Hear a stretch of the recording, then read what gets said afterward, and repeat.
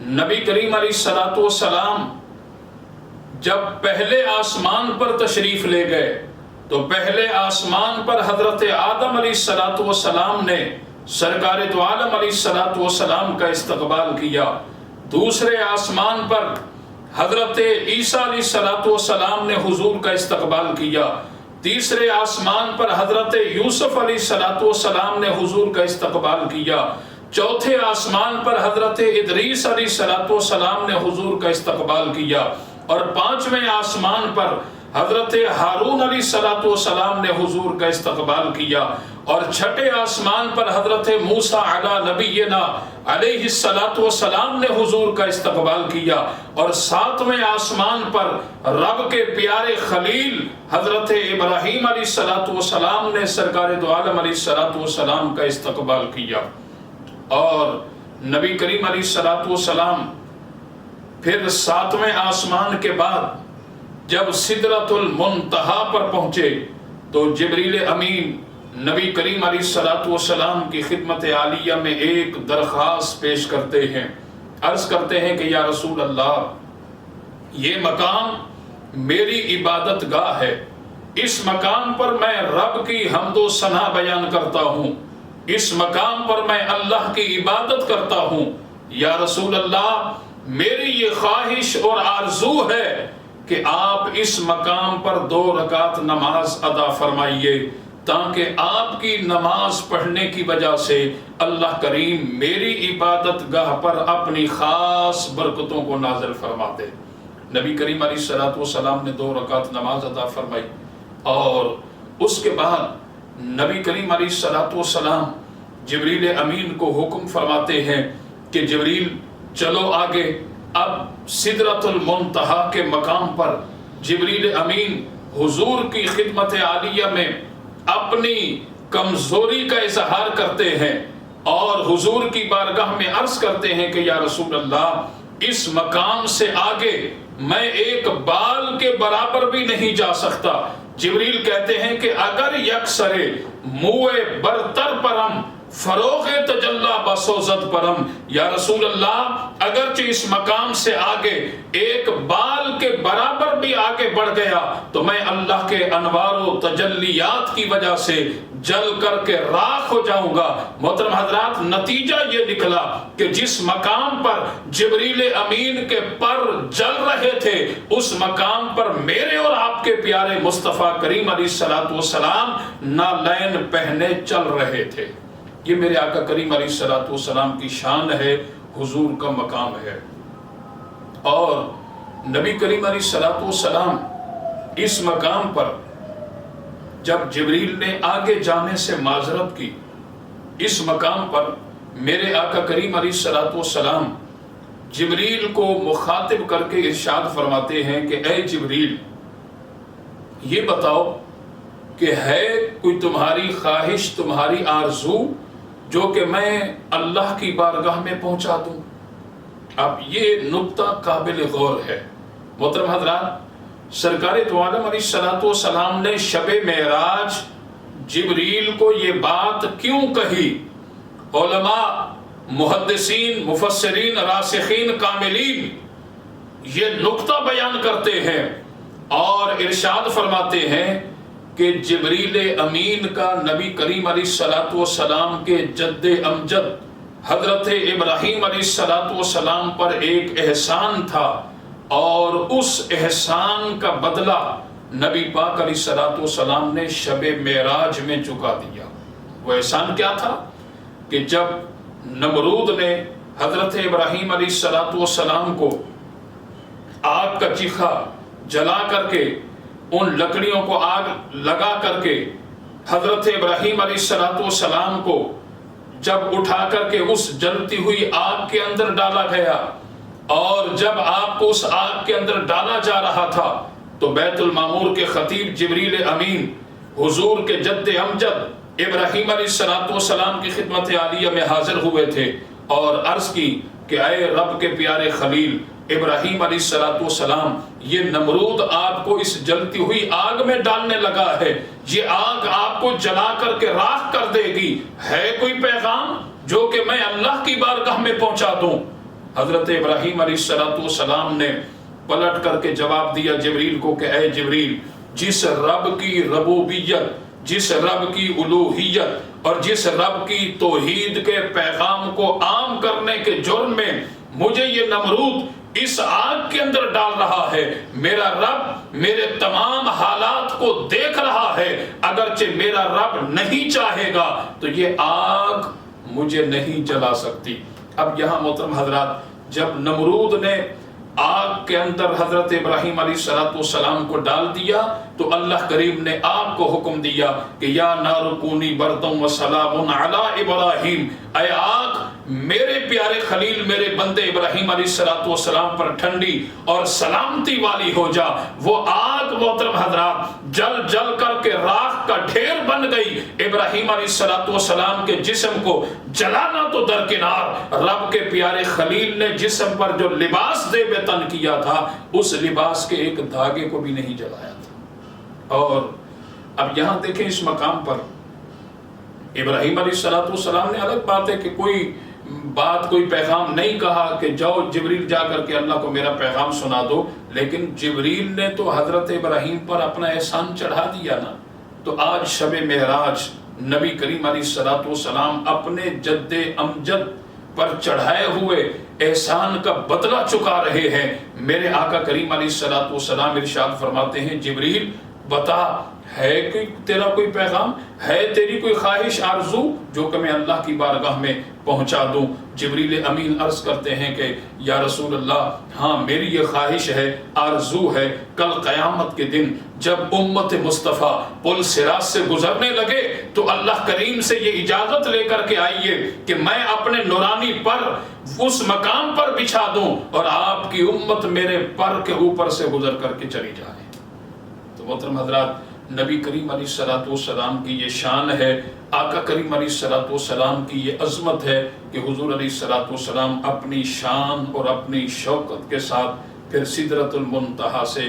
آگے تشریف لے جاتے ہیں۔ اور حضور کی یہ شان ہے، حضور کا یہ مقام ہے، اعلیٰ حضرت عظیم البرکت مجدد دین و ملت مولانا الشاہ احمد رضا خان فاضل بریلوی رحمت اللہ علیہ کا عشق جھوم اٹھا۔ آپ فرماتے ہیں کہ تبارک اللہ شان تیری، تجھی سے زیبا ہے بے نیازی، تبارک اللہ شان تیری، تجھی سے زیبا ہے بے نیازی، کہیں تو وہ جوش لن ترانی، کہیں تقاضے وصال کے تھے۔ حضرت امام احمد ابن حنبل کی بارگاہ میں جب سوال کیا گیا کہ شب معراج حضور نے اللہ کا دیدار کیا تو حضرت امام احمد ابن حنبل اس سوال کا جواب دیتے ہیں۔ آپ فرماتے ہیں کہ رآہو رآہو رآہو رآہو، آپ نے اتنی بار کہا کہ آپ کا سانس پھول گیا، اور آپ نے ارشاد فرمایا کہ حتی ینقطع نفسہ، فرمایا کہ ہاں وہ نبی دیکھنے کے لیے گئے تھے اور اللہ کا دیدار کر کے واپس لوٹ کر کے آئے۔ نبی پاک علیہ السلام اپنی شان اور اپنی شوکت کے ساتھ اپنے اس سفر کو جاری کیے ہوئے ہیں، اور یہاں تک کہ علامہ عبد الوہاب شعرانی فرماتے ہیں کہ جب نبی کریم علیہ السلام اب رب کی بارگاہ میں تشریف لے جا رہے ہیں اور ایک مقام پر جب آپ کعبہ قوسین سے آگے تشریف لے جاتے ہیں اور سرکار ایک قدم اٹھاتے ہیں تو پھر دوسرا قدم جب رکھتے ہیں تو کچھ رک جاتے ہیں، کہیں اسی مقام پر مجھے رکنا نہ ہو۔ علامہ عبد الوہاب شعرانی فرماتے ہیں کہ ایک پیاری سی، سرکار دو عالم علیہ السلام ارشاد فرماتے ہیں کہ ایک دل نواز اور پیاری سی آواز آئی، کف یا محمد ان ربک یصلی، اے محمد ٹھہر جا، آپ کا رب صلاۃ پڑھ رہا ہے، آپ کا رب صلاۃ بھیج رہا ہے۔ نبی پاک علیہ السلام حاصل کلام یہ کہ اللہ کی بارگاہ میں حاضر ہوئے اور سرکار دو عالم علیہ السلام اپنی اکمل اور کامل عبدیت کے ساتھ عجز و انکساری کے ساتھ رب کی بارگاہ میں حاضر ہو کر کے عرض کرتے ہیں التحیات للہ والصلوات والطیبات، اے باری تعالیٰ میری ظاہری، میری باطنی، میری جسمانی، میری روحانی ساری کی ساری عبادتیں صرف اور صرف تیرے لیے ہیں۔ اور جب سرکار نے اپنی عاجزی پیش کی اللہ کریم نے ارشاد فرمایا، انعام و اکرام کی بارش فرمائی، فرمایا کہ السلام علیک ایھا النبی ورحمۃ اللہ وبرکاتہ، فرمایا کہ پیارے مصطفیٰ نماز میرے لیے ہوگی، قیام میرے لیے ہوگا، رکوع میرے لیے ہوگا، سجدہ میرے لیے ہوگا، اول سے لے کر آخر تک وہ ساری کی ساری نماز میرے لیے ہوگی، لیکن جب تک وہ عابد، جب تک وہ نمازی میری نماز کے اندر، میری عبادت کے اندر آپ پر درود و سلام نہیں پڑھے گا، السلام علیک ایھا النبی ورحمۃ اللہ وبرکاتہ نہیں پڑھے گا، اس وقت تک اس کی وہ نماز نماز ہی نہیں کہلائے گی۔ یہ آقا کریم علیہ الصلوۃ والسلام پر اللہ تعالیٰ نے انعام و اکرام کی بارش فرمائی شب معراج، اور اس کے بعد اللہ تعالیٰ نے اپنی شان کے مطابق اپنے پیارے محبوب کو سب کچھ عطا فرما دیا، اور جب سب کچھ اللہ تعالیٰ نے عطا فرمایا، اس کے بعد حضور کو مخاطب کر کے اللہ کریم نے ارشاد فرمایا کہ پیارے مصطفیٰ میں نے اپنی مرضی سے سب کچھ آپ کو عطا کر دیا، اب پیارے مصطفیٰ بتا اب تیری کیا ڈیمانڈ ہے؟ آقا کریم علیہ الصلوۃ والسلام نے اللہ کریم کی بارگاہ میں عرض کی، اے باری تعالیٰ بنسبتی الیک شرفنی بالعبودیہ، کہ ساری زندگی میں یہ کہتا رہا کہ تو میرا رب ہے، قیام میں نے کہا کہ تو میرا رب ہے، رکوع میں میں نے کہا کہ تو میرا رب ہے، سجدوں میں نے کہا کہ تو میرا رب ہے، بدر کے میدان میں نے کہا کہ تو میرا رب ہے، احد کی وادی میں نے کہا کہ تو میرا رب ہے،